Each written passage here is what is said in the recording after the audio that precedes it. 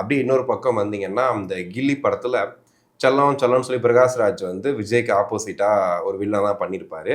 இப்ப அவர் பார்த்தீங்கன்னா விஜய்க்கு ஒரு அரசியல் வில்லனா வந்து என்ட்ரி கொடுத்துருக்காரு. அவர் எப்பவுமே மோடி எதிர்ப்பு அது உங்களுக்கு தெரியும். அரசியல் வந்ததுலேருந்து பயங்கரமா வந்துட்டு பாஜக எதிர்த்து பேசுவாரு. இங்க தமிழ்நாட்ட பத்தி திமுக கொஞ்சம் சாஃப்ட் கார்னர்ல தான் இருப்பாரு. இப்ப என்ன பண்றாரு அப்படின்னா, மேடை ஏறி இந்த மாரி வந்துட்டு தமிழ்நாட்டுல 3 மாடல் இருக்கு. ஒண்ணு திராவிட மாடல். அது என்ன பண்ணுச்சுங்கிறத அப்புறம் பேசலாம். அடுத்தது அடிமை மாடல். அடுத்தது வந்து சினிமா மாடல் அப்படிங்கிறாரு. அதாவது அடிமை மாடல்னா அதிமுக, பாஜக. சினிமா மாடல்னா விஜய். அப்ப விஜய் வந்து உள்ள வந்திருக்கிறாரு. ஒரு நடிகரா உள்ள வந்திருக்கிறாரு. ஒரு சினிமால என்ன வேணாலும் பண்ண முடியும். ஒரு ஆள் வந்து டாக்டர் ஆக முடியும், இன்ஜினியர் ஆக முடியும், ஏன் சிஎம் கூட ஆக முடியும். ஆனா இது வந்து அரசியல்.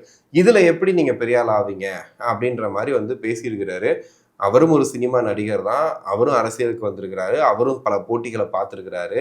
அப்படின்னும்போது அவரே வந்து எப்படி சொல்றாரு அப்படின்னா, ஒரு கட்சிக்கு சார்பா பேசணும். ஒரு கட்சி சார்பா வந்து நம்ம வந்துட்டு கூப்ட்டுருக்காங்க.